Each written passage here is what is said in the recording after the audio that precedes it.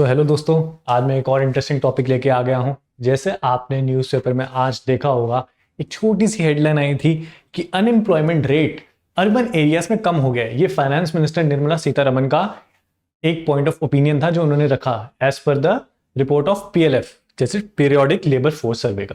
उन्होंने ट्वीट करा कि अर्बन एरियाज में अनएम्प्लॉयमेंट लेवल कम हो गया। तो हम उसी के बेसिक्स को पीछे से तरफ से देखेंगे, क्या अनएम्प्लॉयमेंट है, क्या इंपैक्ट है, टाइप्स ऑफ अनएम्प्लॉयमेंट जो आपके यूपीएससी के लिए नेसेसरी है। ठीक है, शुरू करते हैं। भाई सबसे पहले अनएम्प्लॉयमेंट क्या है? Refers to the state of being jobless और विदाउट वर्क। सिंपल, बेरोजगारी, simply being out of the work, as simple. अब एक चीज है कि हम ना न्यूज़पेपर जब भी पढ़ते हैं तो हम अनएम्प्लॉयमेंट नहीं देखते, हम एक टर्म देखते हैं, दैट इज अनएम्प्लॉयमेंट रेट। एक minute, that is unemployment rate. क्या होता है भाई, रेट कैसे होता है, परसेंटेज कैसे नॉर्मल निकालते हैं अनएम्प्लॉयमेंट रेट? तो ये निकलता है as a result unemployment population, कितनी अनएम्प्लॉयमेंट है population out of total labour force, total labour force into 100। ये डायरेक्टली फॉर्मूला है। हम परसेंटेज में बात करते हैं कि अनएम्प्लॉयमेंट रेट कितना है। अनएम्प्लॉयमेंट रेट का मतलब होता है अनएम्प्लॉयमेंट पॉपुलेशन अपॉन में टोटल लेबर फोर्स इनटू 100। अब लेबर फोर्स क्या है, लोग पूछेंगे भाई labour force simply meaning those who are working, जो काम कर रहे हैं इंडस्ट्री में और आर लुकिंग फॉर जॉब, और are looking for job, actively seeking for job, looking for job. सिर्फ वो नहीं है जो काम कर रहे हैं लेबर फोर्स में, लेबर फोर्स में वो लोग भी हैं जो जॉब के लिए अप्लाई कर रहे हैं, those who are looking for job. वहां से हम अनएम्प्लॉयमेंट रेट को कैलकुलेट कर लेते हैं। ठीक है, आई होप आपको ये बेसिक समझ आ गया, आई होप आपको ये बेसिक चीज समझ आ गई। चलते हैं आगे, डेफिनेशन दी हुई है, ठीक है। अब आता है मेजर टाइप्स ऑफ अनएम्प्लॉयमेंट। क्या होता है टाइप्स ऑफ अनएम्प्लॉयमेंट? बेरोजगारी के आप कह सकते हैं टाइप्स हैं कितने सारे। क्या है? Frictional, structural, cyclical. एक और इसमें आएगा डिसगाइज्ड,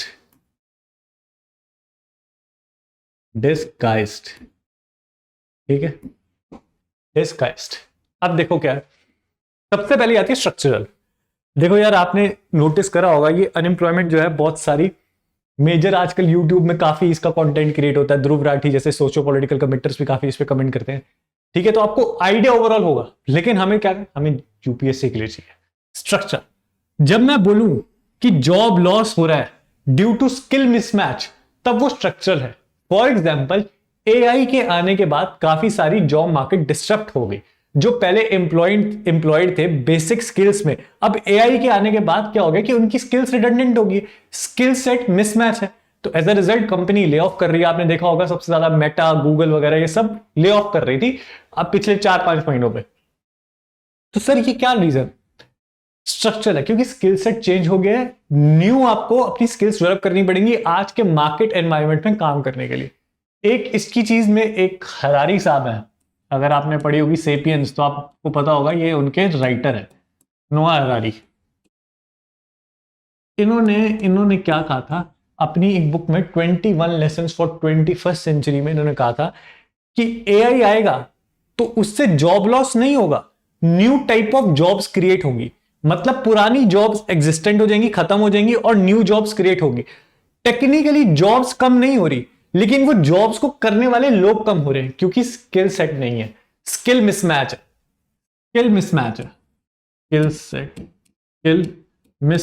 स्किल मिसमैच का जो इंडस्ट्री को रिक्वायरमेंट है वो नहीं मिल रहा।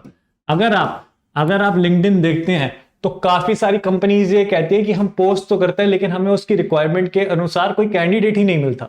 ये स्ट्रक्चरल अनएम्प्लॉयमेंट है, स्किल मिसमैच है।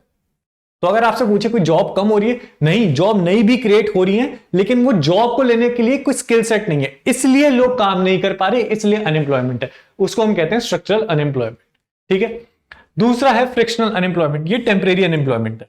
ये टेक्निकली जरूरी भी होती है किसी इकोनॉमी को थ्राइव करने के लिए। कैसे? यार मैं हूं, मैंने 3 महीने के लिए ब्रेक ले लिया काम से, क्योंकि मैं फॉर एग्जांपल कैट का प्रिपेयर कर रहा था एमबीए के लिए। 3 महीने मैंने कैट कर दिया, कैट क्रैक कर दिया और मैं एमबीए कॉलेज चले गया। तो क्यों मैं गया एमबीए के लिए? क्योंकि मेरी स्किल सेट और नॉलेज का इजाफा होगा, इंक्रीज होगा, कल को मैं बेटर इंप्लॉई बन के आऊंगा बाहर मार्केट में। एज अ रिजल्ट ये एक टेम्परेरी अनएम्प्लॉयमेंट है।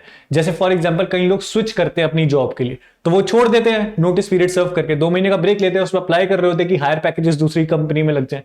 वो हायर पैकेजेस को कंसर्न करने के लिए वो टेम्परेरी अनएम्प्लॉयमेंट होते हैं, या कोई स्किल सेट सीख रहे होते हैं कि यार दोबारा से एक स्किल सीख लेते हैं, क्या पता ज्यादा पैकेज लग जाए। तो वो नेसेसरी है, क्योंकि उसमें अपग्रेडेशन हो रहा है ह्यूमन रिसोर्स का, उसमें अपग्रेडेशन हो रहा है ह्यूमन रिसोर्स का।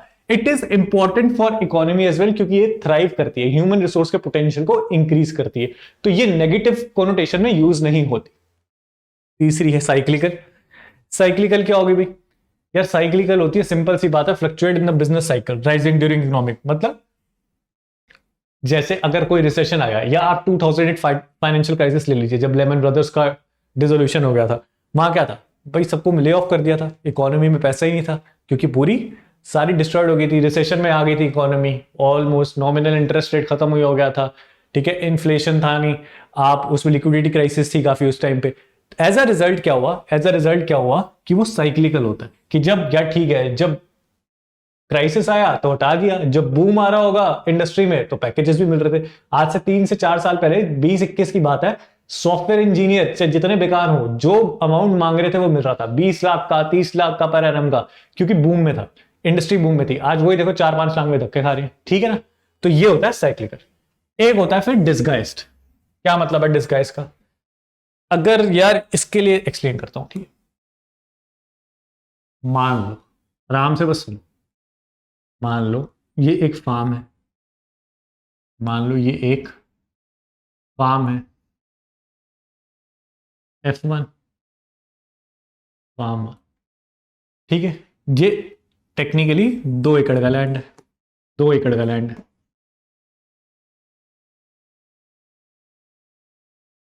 अब सर 2 एकड़ का लैंड है, इसमें क्या हुआ सर? इसमें एक फैमिली पूरी काम करती है अपने लैंड पे, फैमिली पूरी काम करती है अपने लैंड पे। उसमें एक हस्बैंड है, एक वाइफ है, और 2 उनकी बेटियां, मतलब 2 डॉटर्स है, ठीक है, काम कर रही है। ये मिलके क्या करती हैं? 10 kg टोमेटो प्रोड्यूस करती हैं, 10 kg टोमेटो। अब सर इनका एक बेटा भी है, बेटे को इन्होंने शहर भेजा पढ़ने के लिए, ऑब्वियसली बेटा इसलिए भेजा, लड़कियों को नहीं भेजा। बेटा है, बेटा पढ़ के वापस भी आया, बेटे के पास अभी यार पता चला नौकरी नहीं है, करके वो बीए आया था, बीए से नौकरी मिल नहीं रही, आ गया वापस, कहता पापा मुझे भी यहाँ पर काम करना है फार्म में, आ जाओ। पापा जी कहते आ जाओ। यहाँ पर आया, काम करना शुरू करा, तो यहाँ पर एक 1 सन भी आ गया। पर जब ये 1 सन आया, उसके बाद भी प्रोडक्शन प्रोडक्शन कांस्टेंट रहा, उसके बाद भी प्रोडक्शन कांस्टेंट रहा।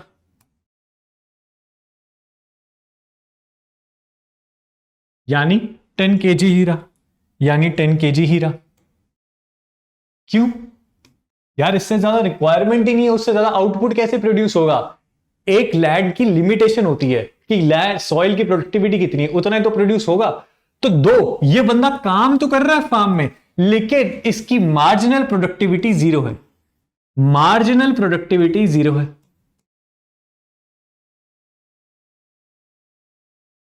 मार्जिनल प्रोडक्टिविटी 0 है। अब मार्जिनल प्रोडक्टिविटी का क्या मतलब है? मार्जिनल प्रोडक्टिविटी का सिंपल मीनिंग है कि how much additional output has been produced by employing one more member, how much additional output has been produced by employing one more member. मतलब एक और मेंबर को एम्प्लॉय करने से मेरा आउटपुट कितना इंक्रीज हो रहा है, और हमें पता चला आउटपुट तो कुछ इंक्रीज हो नहीं रहा, 10 का 10 ही है। As a result marginal productivity 0 है, ठीक है sir? As a result marginal productivity 0 है। ये हो गया additional output, additional output by employing one more member, by employing one more member. ठीक है, डन। समझ गए सारी चीज, डिसगाइज अनएम्प्लॉयमेंट समझ गए। चलो भाई आ जाओ। अच्छा, causes of population in India unemployment क्या है भाई? सिंपल सी बात है, population growth. Population growth, civil services का एग्जांपल ले लो। जब पॉपुलेशन इतनी है, तकरीबन लोग 7.5-7 लाख लोग अप्लाई करते हैं, सिलेक्ट कितने होते हैं? 1000। स्क्यूड सिलेक्शन रेशियो है। स्क्यूड सिलेक्शन रेशियो का मतलब ये नहीं है जिसका नहीं हो रहा वो नलायक है, या जिसका हो रहा है वो बड़ा इंटेलिजेंट है। By process, by definition of statistics, ये एक स्क्यूड है। मतलब 800 लोग सिलेक्ट हो रहे हैं, पर किस तरीके से हो रहे हैं वो बहुत रैंडम प्रोसेस हो जाता है, क्योंकि पॉपुलेशन ग्रोथ है तो हर कोई तो सक्सेसफुल नहीं होगा। बहुत सारे लोगों को अनएम्प्लॉयड तो रहेंगे, इंप्लॉयमेंट नहीं मिलेगी, चाहे वो कोई भी हो जाए, यूपीएससी हो जाए, एसएससी हो जाए, बैंकिंग वगैरह कुछ भी हो जाए। तो पॉपुलेशन ग्रोथ एक मेजर फैक्टर। स्किल मिसमैच हमने अभी पढ़ा, स्ट्रक्चरल अनएम्प्लॉयमेंट है। स्ट्रक्चरल अनएम्प्लॉयमेंट है इसको कहते हैं।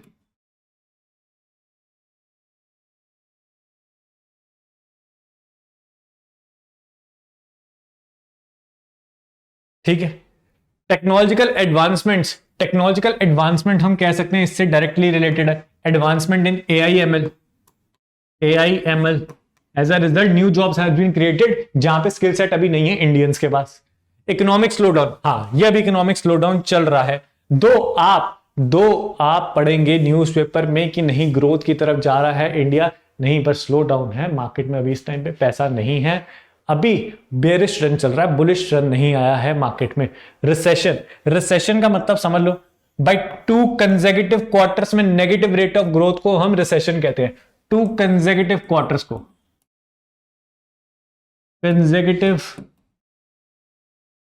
को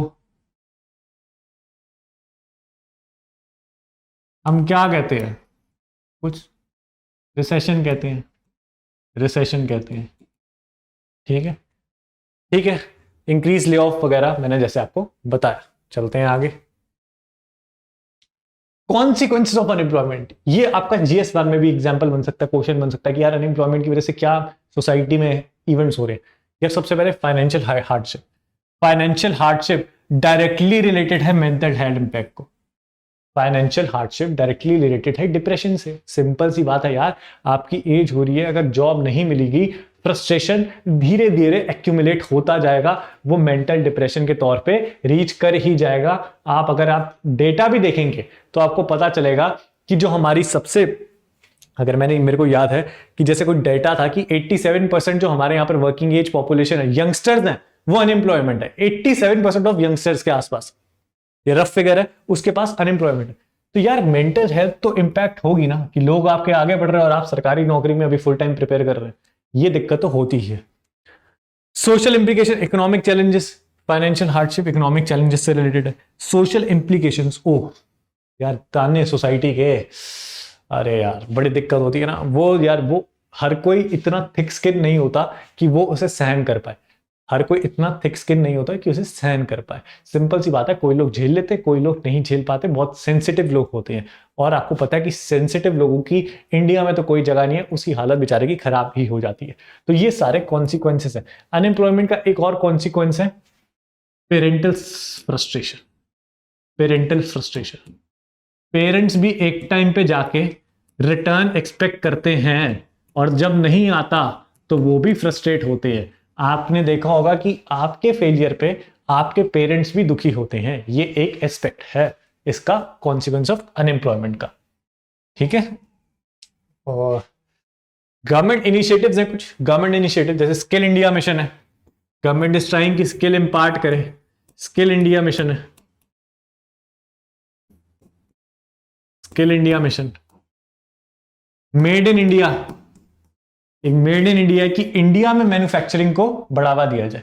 मैन्युफैक्चरिंग कल भी मैंने जैसे बताया एम्प्लॉयमेंट इंटेंसिव है, तो मेड इन इंडिया को बढ़ावा दिया जाए ताकि यहां पे एम्प्लॉयमेंट इंक्रीज हो। Made in India. और क्या करा भाई, एमजी नरेगा तो हमेशा सही है, एमजी नरेगा तो हमेशा सही है, पर इसकी अलग प्रॉब्लम है, वो देखेंगे।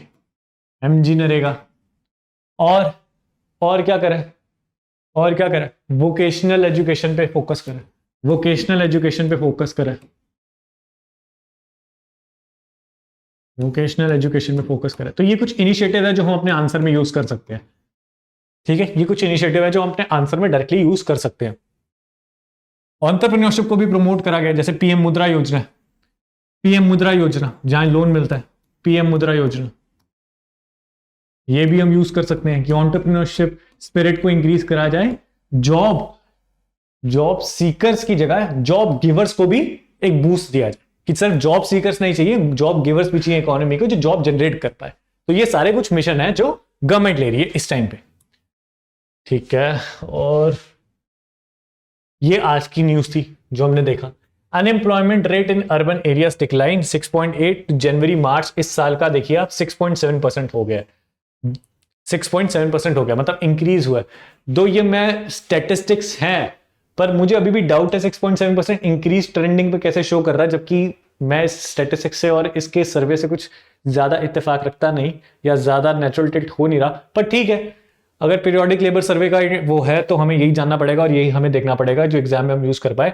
तो it has been increase last quarter से अगर आप कंपेयर करेंगे 6.5% थी और 6.7, ये 6.7% है। अगेन 6.7%, 6.7% अनएम्प्लॉयमेंट रेट है, 6.7% ऑफ लेबर फोर्स।